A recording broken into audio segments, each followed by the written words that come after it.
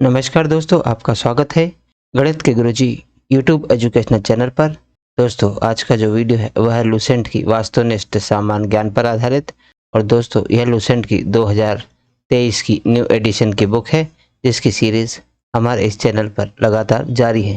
दोस्तों, काफ़ी महत्वपूर्ण बुक है ये सभी एक दिवसीय गवर्नमेंट जॉब एग्जाम्स के लिए। तो दोस्तों, इस बुक का कोई तोड़ नहीं है, तो प्रत्येक छात्र को इस बुक को कंप्लीट ज़रूर करना चाहिए। तो दोस्तों, बहुत अच्छा अवसर है कि हमारे इस चैनल पर बिल्कुल शुरुआत से हमने इसकी सभी प्रश्नावली करवाई हैं और अभी भी ये चल रही हैं। तो दोस्तों, आइए इसे हमारे साथ साथ पूरा कीजिए। दोस्तों, अभी इसमें हमारा चल रहा है भारतीय राज्य व्यवस्था। भारतीय राज्य व्यवस्था की आज प्रश्नावली करेंगे हम, प्रश्नावली नंबर 30, जिसका नाम है निर्वाचन आयोग। दोस्तों, इससे पहले हम 29 प्रश्नावलियाँ करवा चुके हैं और सभी प्रश्नावलियों के वीडियो को हमने प्लेलिस्ट सेक्शन में उनकी प्लेलिस्ट बना के रखी है, तो आप इसे ज़रूर देखें। और दोस्तों, भारतीय राज्य व्यवस्था से पहले जो अध्याय 1 था भारतीय इतिहास, उसकी भी हमने सभी वीडियोस बना रखी है और इसे भी हमने पूरा करवा दिया था। और प्लेलिस्ट सेक्शन में जाकर आप इसे ज़रूर देखें। दोस्तों, बिल्कुल शुरू से देखते हुए आएँ और हमारे साथ साथ चलें। दोस्तों, लगभग हमारे 2 चैप्टर ख़त्म होने वाले हैं और दोस्तों, आज हम करेंगे भारतीय राज्य व्यवस्था की प्रश्नावली नंबर 30, जिसका नाम है निर्वाचन आयोग। तो चलिए शुरू करते हैं। दोस्तों, आज हम करने वाले हैं भारतीय राज्य व्यवस्था की प्रश्नावली नंबर 30, जिसका नाम है निर्वाचन आयोग। तो चलिए दोस्तों, फिर शुरू करते हैं। पहला प्रश्न है, तारकुंडे समिति तथा गोस्वामी समिति का संबंध क्या है? दोस्तों, तारकुंडे समिति तथा गोस्वामी समिति का संबंध है कि चुनाव व्यवस्था में आमूल सुधार का। ऑप्शन है इसमें करेक्ट होगा। अगला प्रश्न, प्रश्न नंबर 2, 1952 का वर्ष भारतीय इतिहास में क्यों महत्वपूर्ण है? तो दोस्तों, 1952 का वर्ष भारतीय इतिहास में इसलिए महत्वपूर्ण है क्योंकि लोकसभा का प्रथम आम निर्वाचन इसी वर्ष हुआ था। लोकसभा का प्रथम आम निर्वाचन 1952 में हुआ था, इसीलिए यह वर्ष भारतीय इतिहास में महत्वपूर्ण माना जाता है। अगला प्रश्न है, प्रश्न नंबर 3, भारत की निर्वाचन पद्धति किस देश की निर्वाचन पद्धति के अनुरूप है? तो दोस्तों, भारत की निर्वाचन पद्धति ब्रिटेन के निर्वाचन पद्धति के अनुरूप है। अगला प्रश्न, प्रश्न नंबर 4, कि प्रत्यक्ष निर्वाचन किसे कहते हैं? दोस्तों, प्रत्यक्ष निर्वाचन कहते हैं जिसमें जनता द्वारा प्रतिनिधि चुना जाता है। तो जनता द्वारा प्रतिनिधि चुनना प्रत्यक्ष निर्वाचन होता है। अगला प्रश्न, प्रश्न नंबर 5 है, रिटर्निंग अधिकारी कौन होता है? रिटर्निंग अधिकारी वह अधिकारी है जो किसी निर्वाचन क्षेत्र में चुनाव के लिए उत्तरदायी होता है और परिणाम की घोषणा करता है। रिटर्निंग अधिकारी वह अधिकारी है जो किसी निर्वाचन क्षेत्र में चुनाव के लिए उत्तरदायी होता है और परिणाम की घोषणा करता है, वह रिटर्निंग अधिकारी होता है। अगला प्रश्न है, प्रश्न नंबर 6, कि भारतीय संविधान के किस अनुच्छेद में निर्वाचन आयोग के लिए प्रावधान है? तो दोस्तों, निर्वाचन आयोग के लिए प्रावधान दिया गया है अनुच्छेद 324 में। भारतीय संविधान के अनुच्छेद 324 में निर्वाचन आयोग से संबंधित प्रावधान दिए गए हैं। अगला प्रश्न, प्रश्न नंबर 7, भारत में निर्वाचन सूची तैयार करने की जिम्मेदारी किसकी है? तो निर्वाचन सूची तैयार करने की जिम्मेदारी है निर्वाचन आयोग की। अगला प्रश्न, प्रश्न नंबर 8, निर्वाचन आयोग, सर्वोच्च न्यायालय, संघ लोक सेवा आयोग, नियंत्रक एवं महालेखा परीक्षक का कार्यालय जैसी संस्थाओं में कौन सा एक लक्षण समान है? तो दोस्तों, प्रश्न में पूछा गया है कि जैसे निर्वाचन आयोग या सर्वोच्च न्यायालय या संघ लोक सेवा आयोग या नियंत्रक एवं महालेखा परीक्षक का जो कार्यालय है, इन जैसी संस्थाओं में एक लक्षण कौन सा समान है? तो दोस्तों, ये सभी जो हैं वह संवैधानिक संस्थाएं हैं जिसका विधान संविधान में किया गया है, इसीलिए इसे संवैधानिक कहते हैं। अगला प्रश्न, प्रश्न नंबर 9, निर्वाचन आयोग का चेयरमैन कौन होता है? निर्वाचन आयोग के चेयरमैन को मुख्य निर्वाचन आयुक्त कहते हैं। मुख्य निर्वाचन आयुक्त चेयरमैन होता है निर्वाचन आयोग का। अगला प्रश्न है, प्रश्न नंबर 10, कि भारत के मुख्य चुनाव आयुक्त की नियुक्ति कौन करता है? तो दोस्तों, मुख्य चुनाव आयुक्त की नियुक्ति राष्ट्रपति करता है। अगला प्रश्न है कि निर्वाचन आयोग का प्रमुख कौन होता है? तो निर्वाचन आयोग का प्रमुख होता है मुख्य निर्वाचन आयुक्त। अगला प्रश्न है, परिसीमन आयोग का अध्यक्ष कौन होता है? परिसीमन आयोग का अध्यक्ष मुख्य चुनाव आयुक्त होता है। दोस्तों, परिसीमन का अर्थ होता है कि किसी देश या प्रांत में विधायी निकाय वाले क्षेत्रीय निर्वाचन क्षेत्रों की सीमा तय करने की प्रक्रिया ही परिसीमन है। तो दोस्तों, परिसीमन आयोग निर्वाचन के लिए क्षेत्रों की सीमा तय करती है। अगला प्रश्न है प्रश्न नंबर 13। संसद द्वारा मुख्य निर्वाचन आयुक्त तथा अन्य निर्वाचन आयुक्तों की सेवा शर्तों से संबंधित अधिनियम कब पारित हुआ था? दोस्तों, मुख्य निर्वाचन आयुक्त या जो अन्य निर्वाचन आयुक्त हैं उनकी सेवा शर्तों से संबंधित अधिनियम 1994 में पारित हुआ था और यह अधिनियम संसद द्वारा पारित किया गया था। अगला प्रश्न है प्रश्न नंबर 14। संविधान लागू होने के बाद राष्ट्रपति ने पहली बार कब 2 व्यक्तियों को मुख्य निर्वाचन आयुक्त की सहायता के लिए निर्वाचन आयुक्त के पद पर नियुक्त किया था?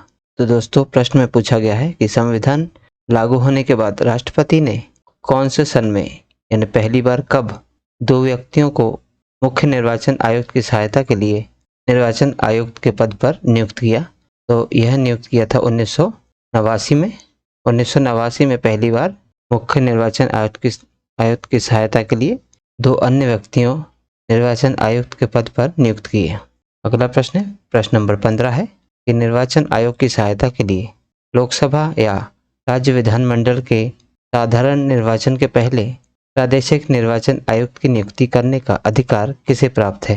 तो दोस्तों, प्रश्न में पूछा गया है कि क्योंकि लोकसभा और राज्य विधानमंडल के जो चुनाव होते हैं उन्हें निर्वाचन आयोग द्वारा पूरा कराया जाता है, इसीलिए जिस चुनाव को साधारण निर्वाचन कहते हैं, तो साधारण निर्वाचन के पहले प्रादेशिक निर्वाचन आयुक्त की नियुक्ति की जाती है और यह नियुक्ति करते हैं राष्ट्रपति। अगला प्रश्न है प्रश्न नंबर 16 कि निम्नलिखित में कौन मतदाता सूची को अद्यतन बनाकर तैयार रखता है? दोस्तों, मतदाता सूची को जो बनाकर रखता है वह है निर्वाचन आयोग। अगला प्रश्न है प्रश्न नंबर 17 कि भारत के विभिन्न राजनीतिक दलों को राष्ट्रीय या क्षेत्रीय दल का दर्जा देने का अधिकार किसको है? दोस्तों, यह अधिकार है चुनाव आयोग को कि वह किसी भी राजनीतिक दल को राष्ट्रीय या क्षेत्रीय दल का दर्जा दे। तो चुनाव आयोग ही किसी दल को राष्ट्रीय या क्षेत्रीय दल का दर्जा देता है। अगला प्रश्न है प्रश्न नंबर 18 निर्वाचन आयोग निम्न में से किन निर्वाचनों के लिए अधीक्षण, निर्देशन और नियंत्रण का कार्य करती है? तो दोस्तों, निर्वाचन आयोग राष्ट्रपति का चुनाव, उपराष्ट्रपति का चुनाव और लोकसभा का चुनाव, इन सभी निर्वाचनों के लिए अधीक्षण, निर्देशन और नियंत्रण का कार्य करती है। तो दोस्तों, इसीलिए ऑप्शन डी इनमें से सभी इसका उत्तर सही हो जाएगा कि निर्वाचन आयोग इन सभी निर्वाचनों के लिए अधीक्षण, निर्देशन और नियंत्रण का कार्य करती है। अगला प्रश्न है प्रश्न नंबर 19 कि भारत के निर्वाचन आयोग के क्या कार्य हैं? दोस्तों, कुछ नीचे कथन दिए गए हैं जो कि निर्वाचन आयोग के कार्य हैं, तो हमें बताना है कि चारों में से कौन से कार्य निर्वाचन आयोग द्वारा किए जाते हैं। तो दोस्तों, पहला है संसद एवं राज्य विधानमंडलों के सभी चुनाव करवाना, ये निर्वाचन आयोग का काम है, बिल्कुल सही है। राष्ट्रपति और उपराष्ट्रपति के लिए चुनाव करवाना, ये भी सही है। और निर्वाचन सूचियां तैयार करने का कार्य का निरीक्षण, निर्देशन और नियंत्रण करना, ये भी सही है। तो दोस्तों, इसमें 1, 2 और 4 सही है। तीसरा इसमें गलत है, क्या कि किसी राज्य में स्वतंत्र एवं निष्पक्ष चुनाव के लिए अनुकूल दशा न होने पर राष्ट्रपति शासन लगाए जाने की संस्तुति करना, तो ये इसका कार्य नहीं है। तो 1, 2 और 4 सही है, 1 to 4 ऑप्शन बी इसमें करेक्ट आंसर हो जाएगा। अगला प्रश्न है कि उपचुनाव कितने वर्षों बाद करवाया जाता है? दोस्तों, उपचुनाव कभी भी करवाया जा सकता है। तो दोस्तों, उपचुनाव जो है वह तब करवाया जाता है जब मुख्य चुनाव के ना हो पाने की स्थिति में।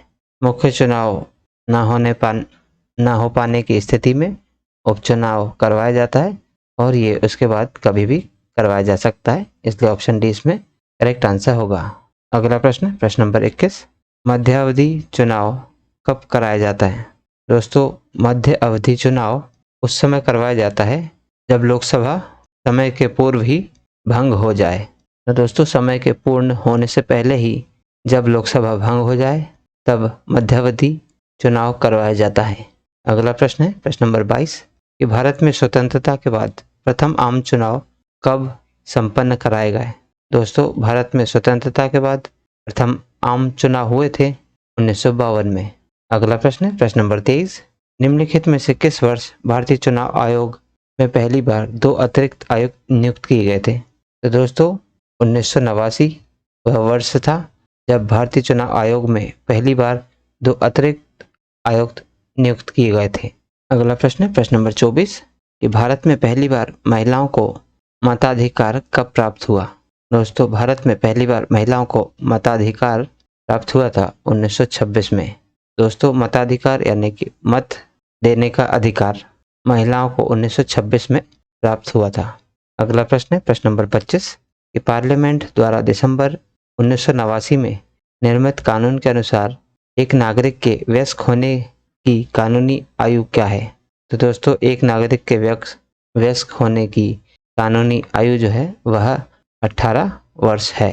तो दोस्तों ये 18 वर्ष जो है वह वयस्क होने की कानूनी आयु है, जो कि पार्लियामेंट द्वारा दिसंबर 1989 में निर्मित कानून के अनुसार है।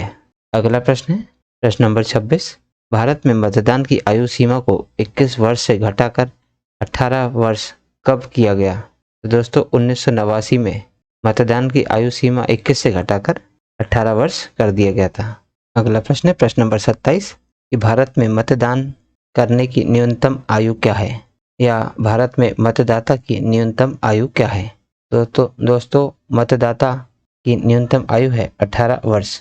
अगला प्रश्न है प्रश्न नंबर 28, भारत का प्रथम मुख्य चुनाव आयुक्त कौन था? दोस्तों भारत का प्रथम मुख्य चुनाव आयुक्त था सुकुमार सेन। सुकुमार सेन भारत का प्रथम मुख्य चुनाव आयुक्त था। अगला प्रश्न है कि चुनाव के समय किसी चुनाव क्षेत्र में चुनाव प्रचार कब बंद करना होता है? तो दोस्तों चुनाव के समय में किसी चुनाव क्षेत्र में चुनाव प्रचार मतदान समाप्त होने से 48 घंटे पहले बंद करना होता है। अगला प्रश्न है प्रश्न नंबर 30, कि एक व्यक्ति क्या नहीं लड़ सकता, ये हमें बताना है। दोस्तों 4 कथन दिए हैं, तो एक व्यक्ति 2 से अधिक निर्वाचन क्षेत्रों से चुनाव नहीं लड़ सकता, ये सही है। अगला प्रश्न है प्रश्न नंबर 31, किसी निर्वाचन के दौरान किसी राजनीतिक दल के उम्मीदवार की मृत्यु हो जाने की स्थिति में कितने दिनों के अंदर दूसरा प्रत्याशी खड़ा करना पड़ता है? दोस्तों यदि ऐसी स्थिति हो जाए कि किसी चुनाव से पहले या चुनाव के दौरान किसी राजनीतिक दल का उम्मीदवार की मृत्यु हो जाती है, तो उस स्थिति में दूसरा उम्मीदवार यानी कि दूसरा प्रत्याशी खड़ा करना पड़ता है 7 दिनों के अंदर। अगला प्रश्न है प्रश्न नंबर 32, निम्नलिखित 2 वक्तव्यों पर विचार कीजिए और उन वक्तव्यों के संदर्भ में निम्नलिखित में से कौन सा कथन सही है ये बताना है। तो दोस्तों कथन ए दिया है और उसका कारण दिया है आर, का कारण दिया है बी। तो कथन ए है कि मुख्य, दोस्तों यहाँ पर आर होगा, तो कथन ए और कारण आर। कथन है कि मुख्य चुनाव आयुक्त को संवैधानिक प्रस्तावों के बिना नहीं हटाया जा सकता। तो दोस्तों ये सही है। कारण क्या है कि मुख्य चुनाव आयुक्त एक संवैधानिक व्यक्ति है, तो ये भी सही है। मुख्य चुनाव आयुक्त एक संवैधानिक व्यक्ति है, इसीलिए मुख्य चुनाव आयुक्त को संवैधानिक प्रस्तावों के बिना नहीं हटाया जा सकता। तो दोस्तों ए और आर दोनों सही है तथा आर जो है वो ए की सही व्याख्या करता है, इसलिए ऑप्शन ए इसमें करेक्ट आंसर होगा। अगला प्रश्न है प्रश्न नंबर 33 है कि मुख्य निर्वाचन आयुक्त को प्रतिमाह कितना वेतन मिलता है? दोस्तों मुख्य निर्वाचन आयुक्त को प्रतिमाह मिलता है 2.5 लाख रुपए वेतन के रूप में। 2.5 लाख रुपए वेतन के रूप में मुख्य चुनाव आयुक्त को प्रतिमाह मिलता है। अगला प्रश्न है प्रश्न नंबर 34, अन्य निर्वाचन आयुक्त को प्रतिमाह कितना वेतन मिलता है? मुख्य निर्वाचन आयुक्त को छोड़कर जो अन्य निर्वाचन आयुक्त होते हैं उन्हें प्रतिमाह 2,25,000 का वेतन मिलता है। अगला प्रश्न है प्रश्न नंबर 35, मुख्य निर्वाचन आयुक्त की पदावधि कितनी होती है? दोस्तों मुख्य निर्वाचन आयुक्त की पद अवधि होती है 6 वर्ष या 65 वर्ष की आयु, जो भी पहले पूर्ण हो। अगला प्रश्न है प्रश्न नंबर 36, अन्य निर्वाचन आयुक्त की पद अवधि कितनी होती है? दोस्तों अन्य निर्वाचन आयुक्त की पद अवधि होती है 6 वर्ष या 62 वर्ष की आयु, जो भी पहले पूर्ण हो।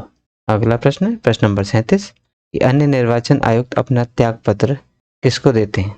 तो दोस्तों जो मुख्य निर्वाचन आयुक्त होता है उनके अलावा जो अन्य निर्वाचन आयुक्त होते हैं वह अपना त्याग पत्र राष्ट्रपति को देते हैं।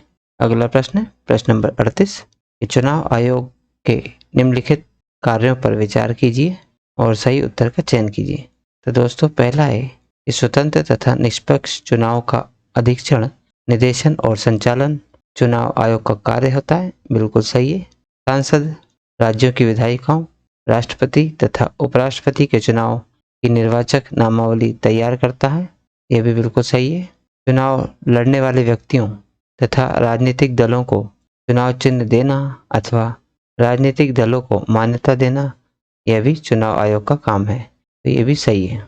अगला है कि चुनाव विवादों में अंतिम निर्णय की घोषणा। तो दोस्तों यह उसका अधिकार नहीं है, ना ही उसका कार्य है।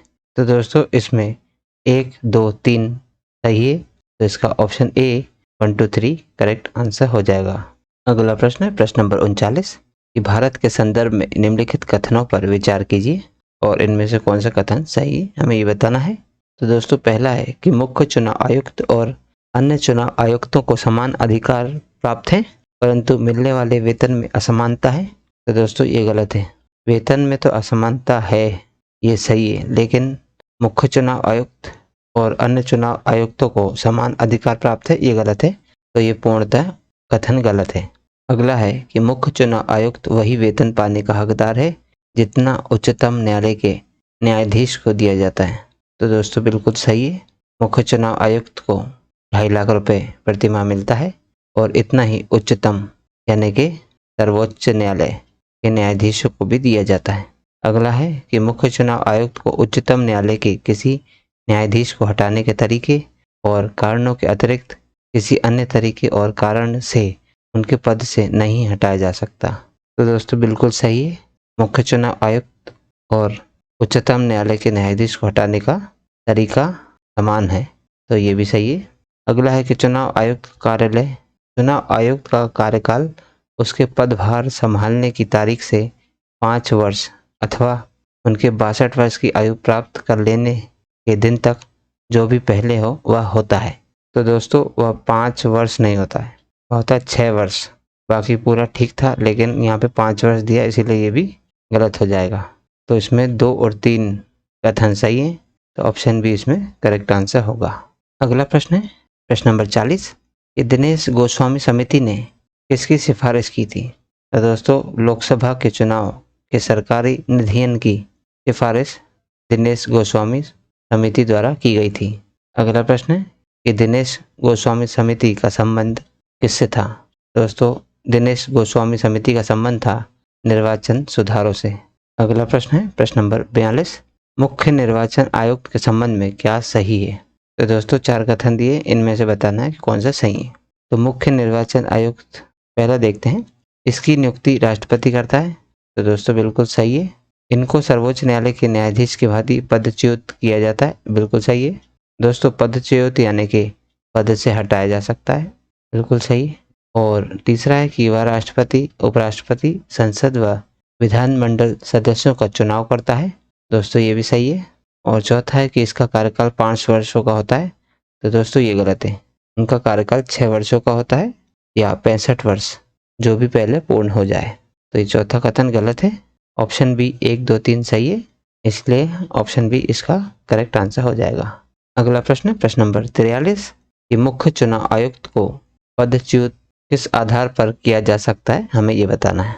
तो दोस्तों मुख्य चुनाव आयुक्त को पदच्युत किया जा सकता है वह संसद के दोनों सदनों के सदस्यों के 2/3 बहुमत से प्रमाणित कदाचार के आधार पर। तो दोस्तों मुख्य चुनाव आयुक्त को पद से हटाने का जो कार्य है वह संसद करती है। वह संसद अपने दोनों सदनों में जो कुल सदस्य हैं उसमें से 2/3 बहुमत होना चाहिए मुख्य चुनाव आयुक्त के कदाचार को प्रमाणित करने के लिए। दोस्तों ऑप्शन डी इसमें करेक्ट आंसर होगा। अगला प्रश्न है प्रश्न नंबर 44 निम्न में से किसका संबंध चुनाव आयोग से नहीं है। तो दोस्तों पहले चुनाव आयोग से संबंधित जो कार्य है वह देख लेते हैं कि चुनाव आयोग चुनाव की अधिसूचना जारी करता है, बिल्कुल सही है। चुनाव चिन्ह का बंटवारा करता है, बिल्कुल सही है। और चुनाव शांतिपूर्ण ढंग से संपन्न कराता है, ये भी सही है। लेकिन जो चुनाव आयोग के संबंध में सही नहीं है वह है कि चुनाव की वैधता का निपटारा करता है। ऑप्शन सी इसमें करेक्ट आंसर हो जाएगा। अगला प्रश्न, प्रश्न नंबर 45 कि भारत के निर्वाचन आयोग के निम्नलिखित में से कौन से कृत्य हैं। तो दोस्तों यहाँ पे 3 कुछ कृत्य दिए गए हैं, तो हमें बताना है इनमें से कौन से निर्वाचन आयोग द्वारा किए जाते हैं। तो दोस्तों पहला देखते हैं कि लोकसभा के अध्यक्ष और उपाध्यक्ष तथा राज्यसभा के उपसभापति के पदों के लिए निर्वाचन करना, क्या ये निर्वाचन आयोग का कार्य है? तो दोस्तों ये नहीं है। अगला है कि नगर पालिका और नगर निगमों के लिए निर्वाचन कराना, दोस्तों ये भी उसका कार्य नहीं है। तीसरा है कि निर्वाचनों से उत्पन्न सभी संदेह और विवादों का निर्णय देना, यह भी उसका कार्य नहीं है। तो दोस्तों यहाँ निर्वाचन आयोग के कोई भी कार्य सही नहीं है, तो इसीलिए ऑप्शन डी कोई नहीं इसका सही उत्तर हो जाएगा। अगला प्रश्न, प्रश्न नंबर 46 कि भारत के विभिन्न निर्वाचनों के लिए निम्नलिखित में से कौन कौन सी निर्वाचन प्रणालियाँ स्वीकृत की गई हैं।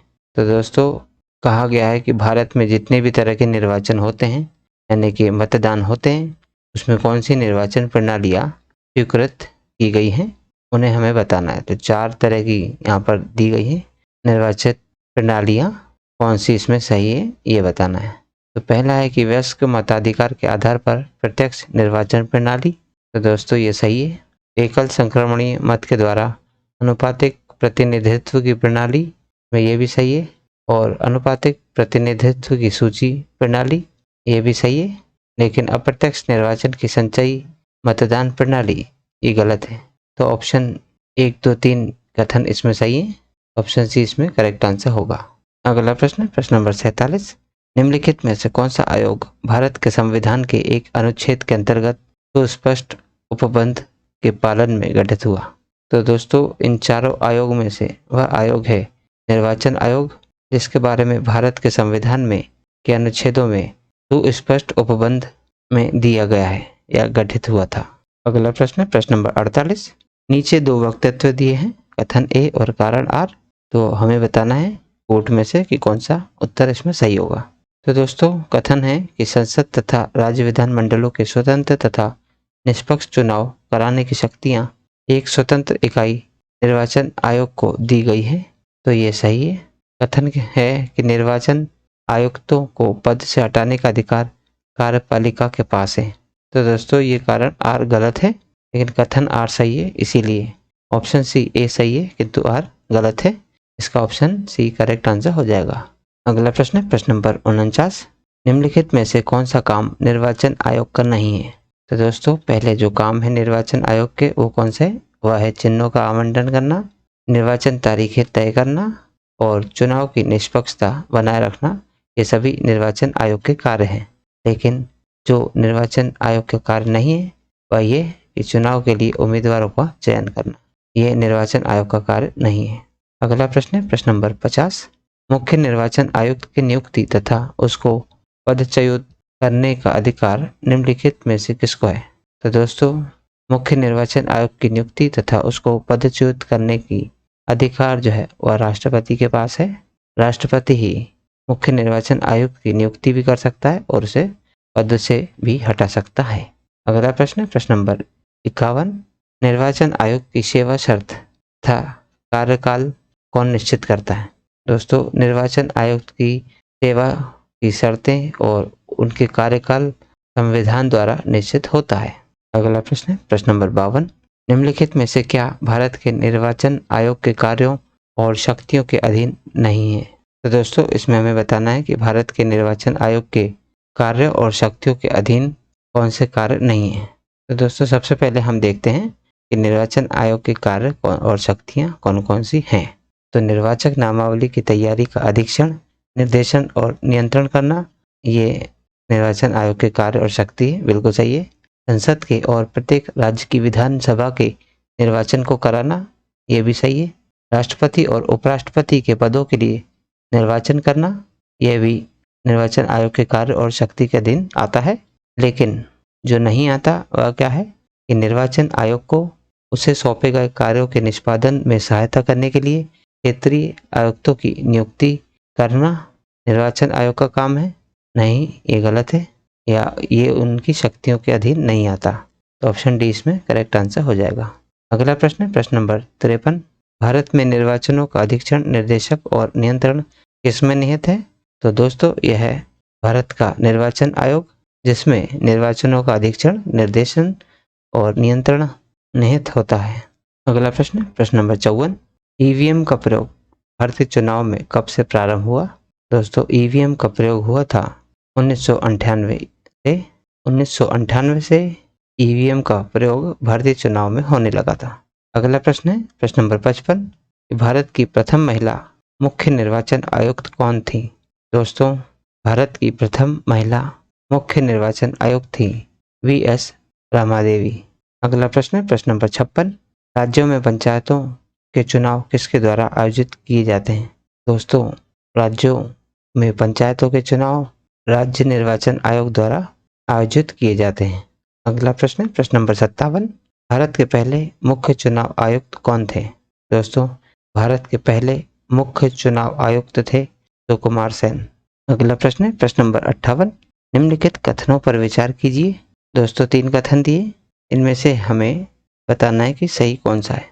तो दोस्तों पढ़ते हैं कि भारत के निर्वाचन आयोग के मुख्य निर्वाचन आयुक्त को उच्चतम न्यायालय के न्यायाधीश के वेतन के बराबर वेतन का संदाय किया जाता है।